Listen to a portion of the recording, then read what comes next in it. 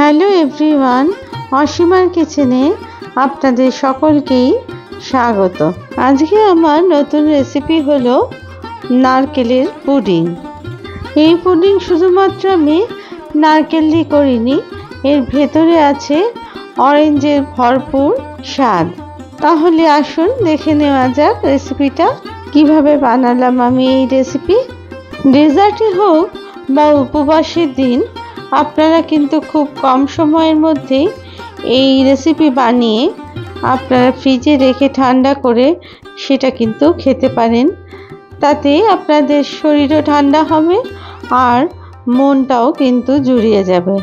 আর যেহেতু আমি এই ডেজার্ট রেসিপিতে সাবুদানা দিয়েছি, অতএব পেট কিন্তু অবশ্যই ভরবে। এর জন্য আমি নিয়েছি দুটো অরেঞ্জ বা কমলা লেবু, যেটা এখন বাজারে পাওয়া যায়।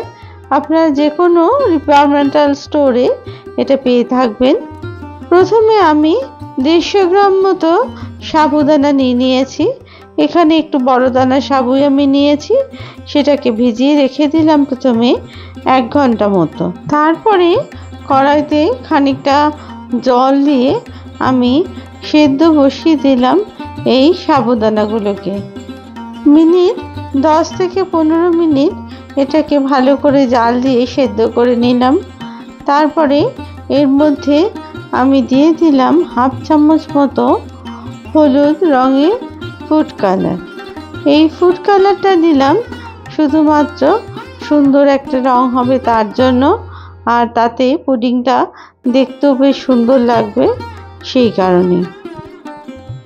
এটা সম্পূর্ণ অপশনাল, আপনারা চাইলে নাও দিতে পারেন। আর এর পরিবর্তে আপনাদের ঘরে যদি কেশর থাকে, সেই কেশরেরও ধাগা আপনারা ব্যবহার করতে পারেন। সাবু জাল দেওয়ার সময় অনবরত কিন্তু নাড়তে হবে, নচেত তলায় ধরে যাবার কিন্তু সম্ভাবনা থাকবে।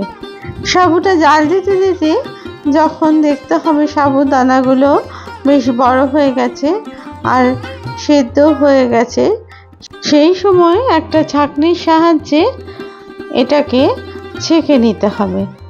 কারণ আমি এই সাবুটুকু নেব, জলটা কিন্তু ব্যবহার করব না। দেখুন, মুক্তোর মতো সুন্দর সাবুদানা কিন্তু একদম তৈরি।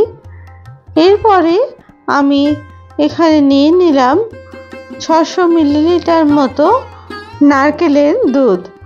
আমি এই দুধটা বাজার থেকে কিনে নিয়েছি, কিন্তু আপনারা চাইলে নারকেল ভেঙে সেটাকে কুড়িয়ে তারপরে কাপড়ে চিপে কিন্তু এই দুধ বের করে নিতে পারেন।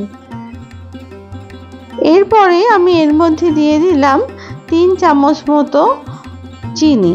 এটা আমি বড় চামচের চিনি ব্যবহার করেছি। আর দিয়ে দিলাম 1.5 চামচ মতো আগার পাউডার। আপনারা যদি এই পাউডার ব্যবহার না করতে চান, সেক্ষেত্রে আপনারা কিন্তু কর্নফ্লাওয়ারের ব্যবহারও করতে পারেন। তারপরে চিনি আর আগার পাউডার খুব ভালো করে এই নারকেলের দুধের মধ্যে আমি মিশিয়ে নিলাম। কারণ চিনিটা যাতে নারকেলের দুধের সাথে সম্পূর্ণভাবে মিশে যায় সেদিকে খেয়াল রাখতে হবে। তার জন্যে খুব ভালো করে এই উপকরণ দুটো নারকেলের দুধের মধ্যে মিশিয়ে নিতে হবে। অন্যদিকে আমি কমলা লেবুর অংশগুলো কেটে নিয়েছি ছোট ছোট টুকরো করে। তারপরে একটা কড়াই গ্যাসে বসিয়ে ঢেলে দিলাম নারকেলের দুধের অংশটা। তারপরে অনবরত আবার স্প্যাচুলার সাহায্যে এটাকে নাড়তে থাকলাম, যাতে করে কোনো কারণেই তলায় জমাট বেঁধে না যায়।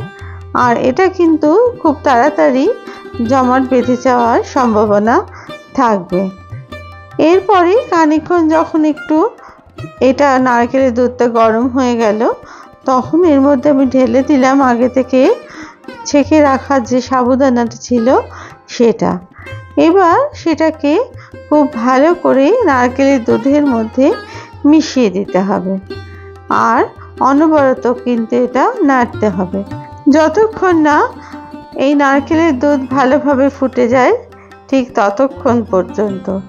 নারকেলের দুধের মধ্যে যাতে একটু অরেঞ্জ ফ্লেভার আসে, তার জন্য আমি অরেঞ্জের যে খোসাটা ছিল তার থেকে কিছুটা অংশ আমি গ্রেট করেই এই নারকেলের দুধের মধ্যে আমি দিয়ে দিলাম। তাতে করে এর মধ্যে একটা অরেঞ্জের সুন্দর ফ্লেভার বা গন্ধ আসবে, ঠিক তার জন্য। তারপরে আবার সমস্ত দুধের মধ্যে এই খোসার অংশটাকে মিশিয়ে দিলাম। এইভাবে জাল দিয়ে দিয়ে এটা কিন্তু একদম ঘন করে তৈরি করে নিতে হবে। যখন এটা ভালো মতো ফুটতে শুরু করবে তখন এটাকে খুব ভালো মতো নাড়তে হবে উপর থেকে নিচ পর্যন্ত, কারণ না হলে তলায় ধরে যাবার কিন্তু সম্ভাবনা থাকবে। সাবুদানা আর দুধের পুডিং আমি কিন্তু আগেই দিয়েছি, আমি সেটা ডেসক্রিপশন বক্সে লিংক দিয়ে রাখবো, আপনারা দেখে নিতে পারেন। কিন্তু আজকে আমি এটা দুধ দিয়ে বানাইনি, আমি এটা নারকেলের দুধ দিয়ে এটাকে বানাচ্ছি, তাই এটা একটু স্বাদটা কিন্তু অন্যরকম হবে এবং খেতে কিন্তু অসাধারণ লাগে এই পুডিং। দেখুন ফুটতে ফুটতে অনেকটাই ঘন হয়ে এসেছে, আর এরপরে কিন্তু আর জাল দেওয়া চলবে না, এবার গ্যাসটাকে অফ করে দিতে হবে।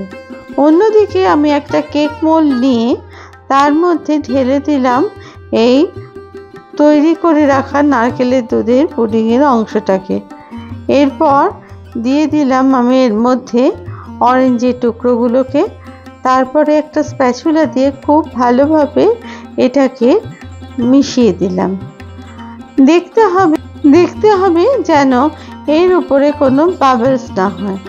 যদি আপনাদের বাবলস হয় সেক্ষেত্রে চামচের সাহায্যে সেই বাবলসটা তুলে আপনারা ফেলে দেবেন, কারণ না হলে কিন্তু পুডিংয়ের ওপরে ছিদ্র হয়ে যেতে পারে, সেই কারণে। এরপর একটু ঠান্ডা হলে এটাকে রেখে দিলাম আমি ফ্রিজে 5 ঘন্টার জন্য। 5 ঘন্টা বাদে বের করে দিয়েছি, দেখুন কত সুন্দর পুডিং তৈরি হয়েছে। তারপর পাশ থেকে কেটে আমি এটাকে ডিমোল্ড করে নিলাম। দেখুন নারকেলের পুডিং একদম সম্পূর্ণ তৈরি, আর কত সুন্দর হয়েছে এই পুডিং। আপনাদের যদি এই রেসিপি ভালো লেগে থাকে তাহলে প্লিজ লাইক, শেয়ার আর কমেন্টস করতে ভুলবেন না। আর আপনারা যদি আমার চ্যানেলের নতুন বন্ধু হয়ে থাকেন তাহলে প্লিজ চ্যানেলটিকে সাবস্ক্রাইব করে দেওয়ার অনুরোধ রইল, আর পাশে থাকা বেল আইকনটিকে প্রেস করে দেবেন, যাতে করে নতুন রেসিপি দিলে প্রথমেই তা আপনাদের কাছে পৌঁছে যায়। এরপর আমি এই পুডিং কেটে দেখাচ্ছি, দেখুন কত সুন্দর হয়েছে এই পুডিং, খেতে জাস্ট অসাধারণ হয়েছে। আবার নতুন রেসিপি নিয়ে আপনাদের কাছে হাজির হব। সবাই ভালো থাকবেন, ধন্যবাদ।